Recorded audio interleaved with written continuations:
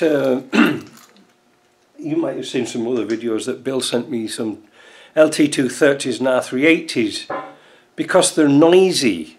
They seem to work okay, but they're noisy and I can't work out what it is. I've already tested one LT230 and it was kind of quiet and it operated nice, but he wants it stripping down again to put the solid bush and in the intermediate shaft for the bearings, and also a bushing in the casings. So he sent me two of them, so we'll be able to do two at once down at JP's shop.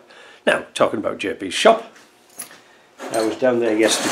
Oh, I can't keep away. I should have me on seat there, shouldn't I? We need to test gearboxes. Now, I was on with this last year. I don't know whether I mentioned it because, well, things change. But we need to drive this main shaft here, this input shaft, and turn it so we can actually select gears and change it and get it warmed up and running and make sure there's no noise in it. Now, I started to make this funky gizmo last year, and let me show you. It's basically, so with this adapter, inside this adapter,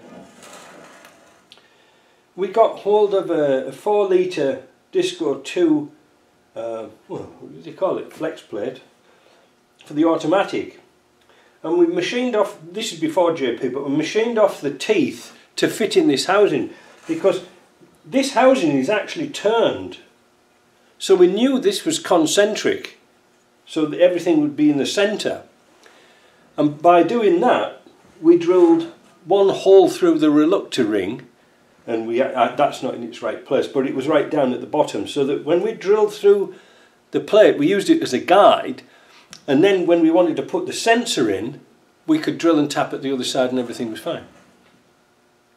Never done one for years, don't think I'll ever do another Disco 2 300 TDI conversion ever again.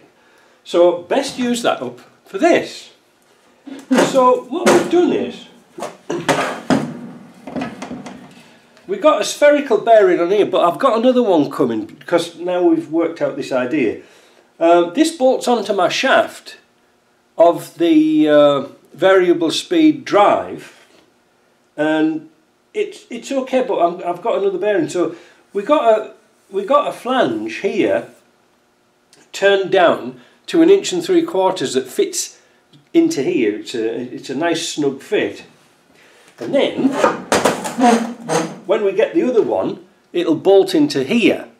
All right, it'll bolt backwards, because otherwise you can have the shaft sort of wobbling around a bit. But that's going to work. But the principal thing was this here. We made this yesterday, and what it is, it's a drive tube. So inside here there's a spline for the shaft here. Now we took the centre out of I took the centre out of a clutch plate. JP turned it down onto a piece of tube because it has to be hollow, quite deep for the shaft.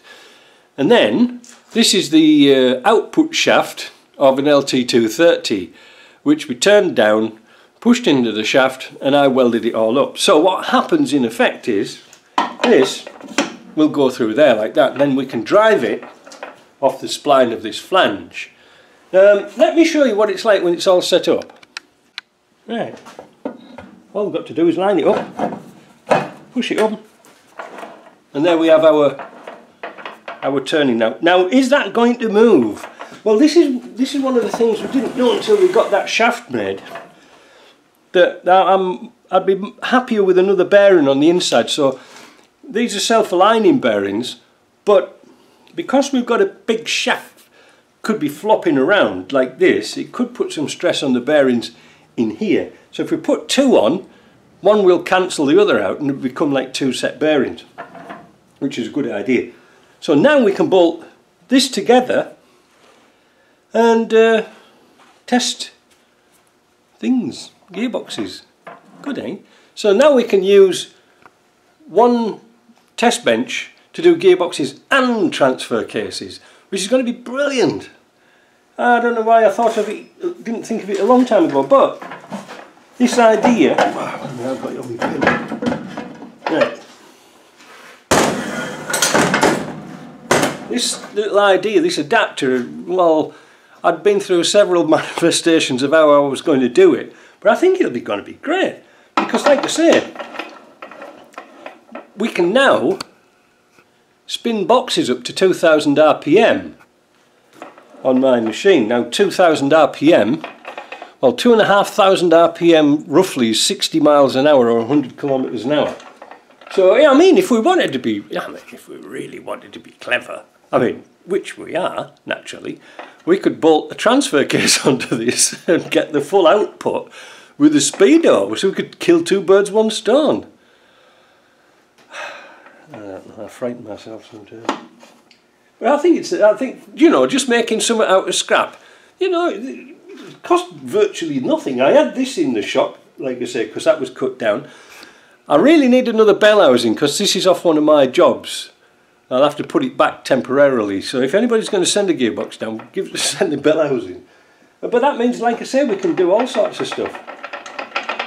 Now, that gearbox is a bit chattery. Now, this is interesting. We'll cover this as well. Let me get a clutch plate. Right, back again. Clutch plate. This is the bit we took out and machined out to go on the inside of here once it's all welded up, this bit here. But you heard me go like this. Now a lot of people have said, oh Mike, my gearbox is really chattery, like in neutral, like that, see? Well, that is because these springs here are too hard.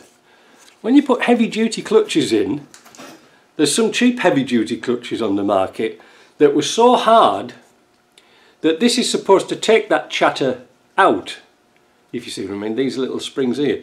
In fact, if you want to have a look really deep inside, there's some even little ones there that do a similar sort of job. But if these springs are too hard, these are supposed to be like a cushion drive. So when the clutch is clinching onto here and onto the flywheel, this will move a little bit, just a little bit. But if it's so hard, you'll get this. Now, I don't know where I'm going with this, but I thought I'd just give you a heads up as what we're doing. So the other bearing will be in on Monday for this. Then we can get set up and do it. So in the meantime, I've got to strip another LT230 down. No, so I think what I'll do is I'll put all this lot on the deck and concentrate on doing that, because one of the biggest parts of doing an LT230 is cleaning up. It really is hard, you know. It's, well, the outside casings are clean, but it's getting all the old sealer off and stuff like that, which is a pain. So we'll leave that for now, and we'll come back when we get to the exciting bit and get this running.